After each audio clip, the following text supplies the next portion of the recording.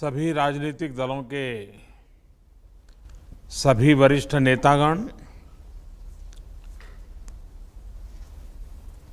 आज के इस महत्वपूर्ण विषय पर आप सभी वरिष्ठ महानुभावों ने जो विचार रखे हैं वह बहुत ही महत्वपूर्ण है।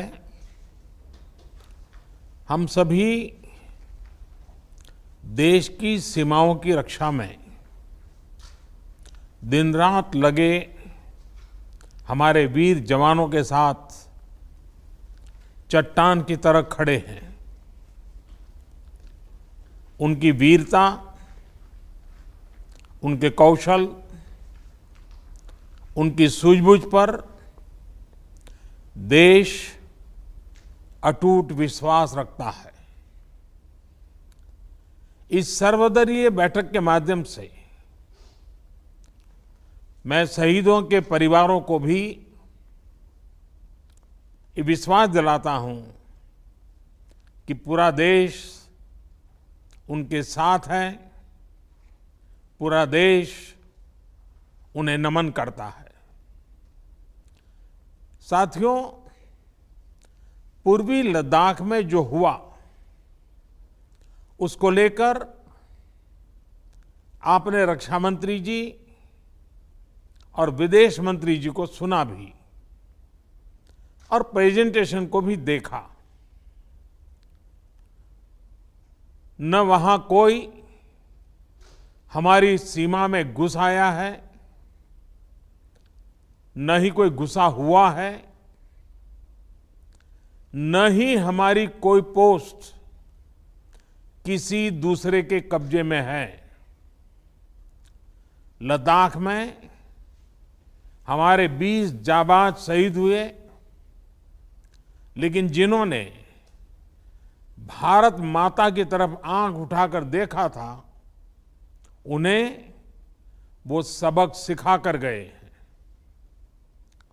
उनका ये शौर्य, ये बलिदान हमेशा हर भारतीय के मन में अमिट रहेगा।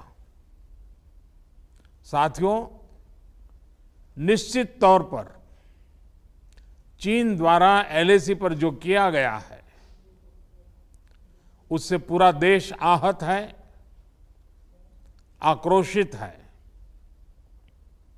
ये भावना हमारी इस चर्चा के दौरान भी आप सबके माध्यम से बार बार प्रकट हुई है। मैं आपको भी आश्वस्त कर रहा हूं कि हमारी सेना देश की रक्षा के लिए कोई कसर नहीं छोड़ रही है। डिप्लॉयमेंट हो, एक्शन हो, काउंटर एक्शन हो, जल थल नभ में हमारी सेनाओं को देश की रक्षा के लिए जो करना है वो कर रही है। आज हमारे पास ये कैपेबिलिटी है कि कोई भी हमारी 1 इंच जमीन की तरफ आंख उठाकर भी नहीं देख सकता। आज भारत की सेनाएं हर सेक्टर में एक साथ मूव करने में पूरी तरह सक्षम है।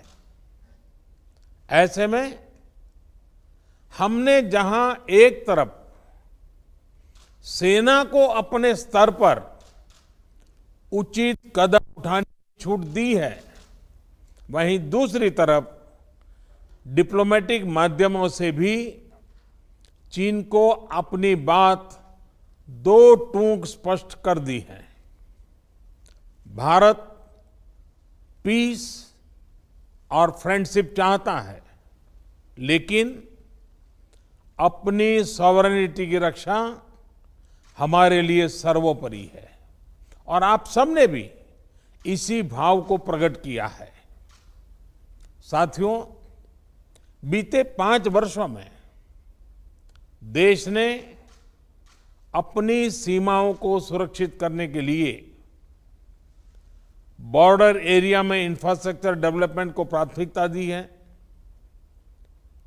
हमारी सेनाओं की दूसरी आवश्यकताओं जैसे फाइटर प्लेन्स, आधुनिक हेलीकॉप्टर, मिसाइल डिफेंस सिस्टम आदि पर भी हमने बहुत बल दिया है। नए बने हुए इंफ्रास्ट्रक्चर की वजह से खासकर एलएसी में अब हमारी पेट्रोलिंग की कैपेसिटी भी बढ़ गई है। पेट्रोलिंग बढ़ने की वजह से अब सतर्कता बढ़ी है और एलएसी पर हो रही गतिविधियों के बारे में भी समय पर पता चल रहा है।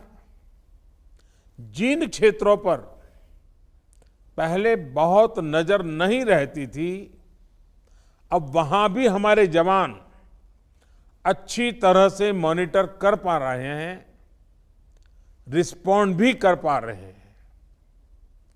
अब तक जिनको कोई पूछता नहीं था, कोई रोकता टोकता नहीं था, अब हमारे जवान डगर डगर पर उन्हें रोकते हैं, उन्हें टोकते हैं।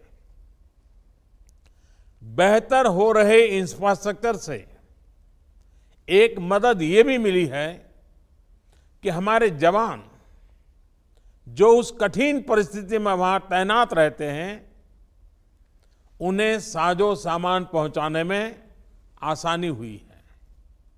साथियों, राष्ट्रहित, देशवासियों का हित हमेशा हम सभी की सर्वोच्च प्राथमिकता रही है। चाहे ट्रेड हो, कनेक्टिविटी हो, काउंटर टेररिज्म हो, भारत ने कभी किसी बाहरी दबाव को स्वीकार नहीं किया है। राष्ट्रीय सुरक्षा के लिए जो भी जरूरी कार्य है, जो भी जरूरी इंफ्रास्ट्रक्चर का निर्माण है, उसे इसी तरह तेज गति से आगे भी किया जाता रहेगा।